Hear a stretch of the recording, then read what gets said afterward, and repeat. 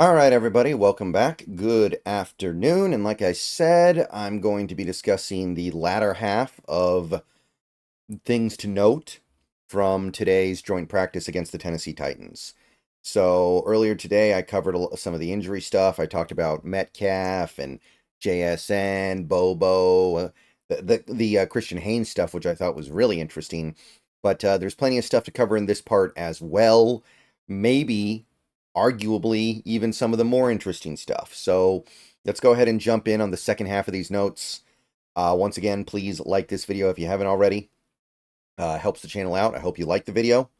And let's go ahead and just start with Dugar's tweet, just kind of speaking generally about the Seahawks defense. And what he says is very simple. These boys are hitting, but it was also kind of emblematic of something that I heard a lot about today from the beat reporters, which is a lot of physicality. There are a lot of dogs on this defense, and going against a different team and getting to see how they practice against a not just their teammates, not just guys that they're going to be working together with all season.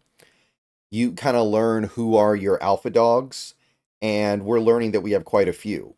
I saw one tweet that said Witherspoon is stepping up, Nwosu is stepping up, Woolen is stepping up, and we'll get to Woolen in a second, but he may have had the best day of any Seahawk over these two joint practices. And I think they actually, Byron Murphy, actually, they called out. Now, Byron Murphy's a rookie. You don't expect him to be like a leader, but there are a lot of dogs on this team right now. And these are sentiments that you did not hear about this team after the Legion of Boom, really. They had some good players. They made some good plays. They did some good things, but we haven't heard sentiments like this in over 5 years. So if there's nothing else to get excited about with the Seahawks team right now, get excited about this because this defense looks like it's making a comeback and they're finding out who their alphas are.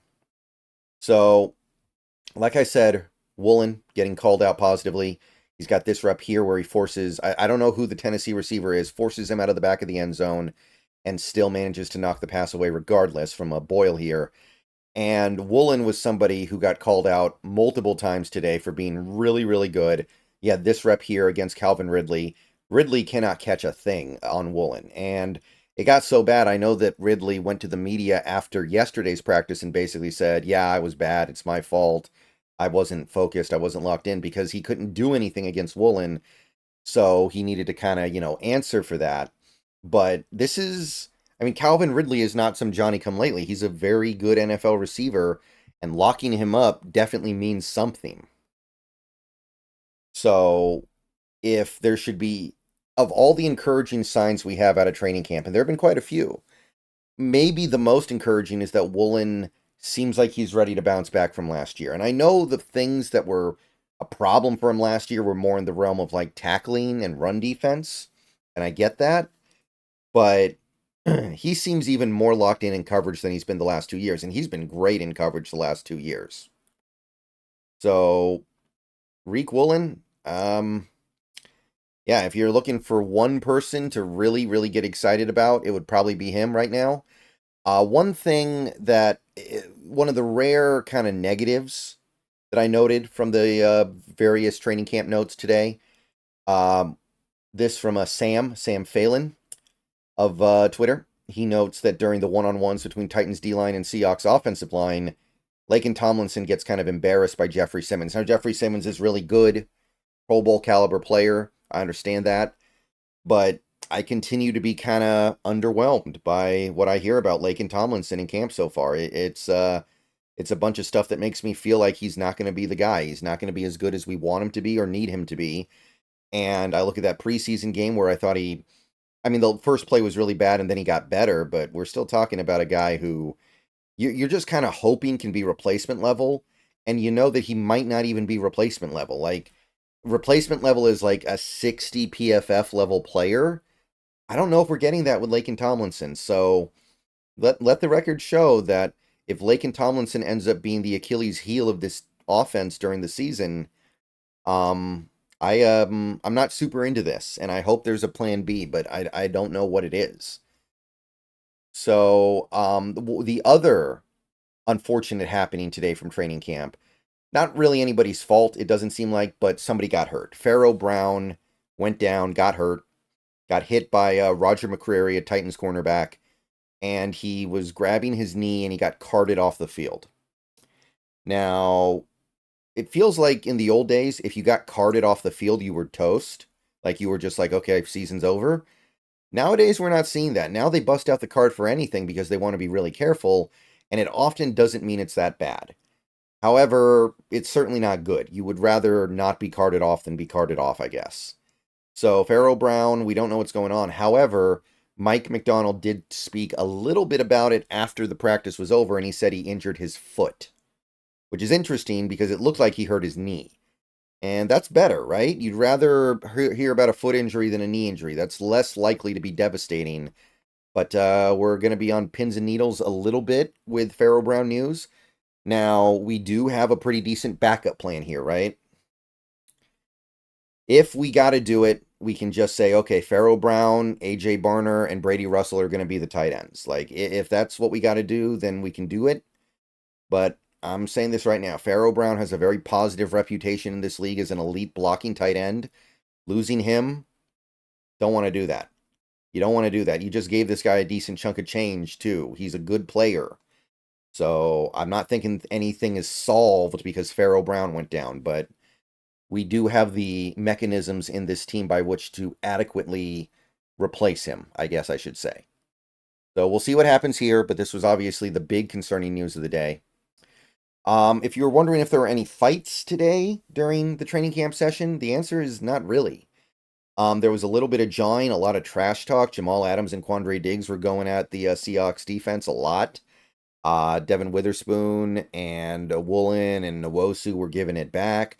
So there was a lot of that kind of stuff. There was one moment where Leonard Williams almost threw a punch, but he ended up not throwing the punch. So there was no actual, like, fighting. And this tweet was obviously with 45 minutes to go for the practice, but there was nothing that really happened after that. So everybody kept it cool. They kept it in check. I think it was Witherspoon that said that they were told that if anybody did any fighting, they'd have to play the whole preseason game. And as a starter, you definitely don't want to do that. So there was incentive to not do it, and nobody did it. So that's good news. Both teams kept their cool. McDonald praised the team after the practice for keeping their cool. One play that happened kind of closer to the end of the full team scrimmage. This is from a Dugar. Devin Witherspoon got an interception of Will Levis, who ran 50 yards down the field to give the ball to Jamal Adams. So that was kind of the spirit of what was going on throughout the day. People having a lot of fun, people being very goofy, like they were talking a lot, but there wasn't anything really malicious there, I don't think. People were just having fun, and this is the kind of stuff you like to hear, you like to see. And when it comes to how I feel about where this team is mentally and where this team is in terms of finding themselves, I feel like they're further along than you would have expected. So we got this interception by Devin Witherspoon, and he had I think a PBU during the 2-minute drills near the end of practice. We'll find that in a second here. So he had a good day. Sam Howell did throw an interception to Chance Campbell. So he did get a little bit of action out there. Didn't hear a lot about Howell in general. This is about the only thing I saw from him. I think this was during the 2-minute drill. Gino did throw an interception, but it was on a Hail Mary with like no time left in the 2-minute drill. So take that as you will. It was like a 45-yard Hail Mary or something like that. So there was a little bit of that stuff going on, but overall, I think you got to be pretty encouraged. And this yeah, this is probably going to be about as intense as it's going to be. We got this tweet from Teron Davenport. Brian Callahan will not play the Titan starters against the Seahawks in all likelihood. He said that the Titan starters will not play, and McDonald has already said that not many Seahawks starters will play on Saturday either. So these teams kind of spent themselves a little bit during these joint practices, and now they're going to take it easy during the actual game. So, enjoy this. Appreciate this. Get something out of this. Because this is about as good as it's going to be. And Saturday's going to be about figuring out what's going on for the backups. A couple more notes real quick here, because A to Z Sports Nashville did do some red zone tweets talking about what he saw from the team in the red zone period. So this was starters on the Seahawks offense against starters on the Titans defense, I think. First play was a toss left, stopped for no gain with a holding penalty. And then you had a swing pass to JSN that went incomplete. So you're on 2nd and 20. And then Jake Bobo catches a fade for a touchdown, a one-handed catch. This was not the catch I showed earlier because that was just during one-on-one drills. So Jake Bobo, man, I already called him out earlier, but he's doing everything right.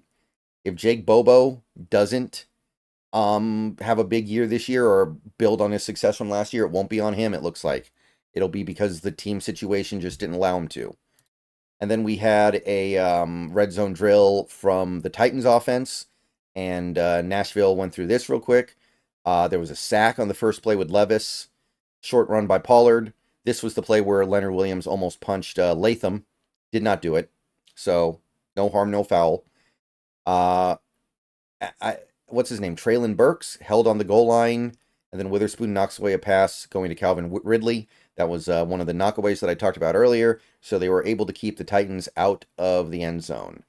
And there were a couple other sequences that A to Z Sports Nashville did a really good job going play-by-play on. So check them out if you want to see more. But those were the main ones that I saw that were highlightable. There was one where it was like, I think it was Mason Rudolph leading the second stringers against the Seahawks second stringers. But that's obviously a little less engaging, where the defense did get the stop after a couple of first downs.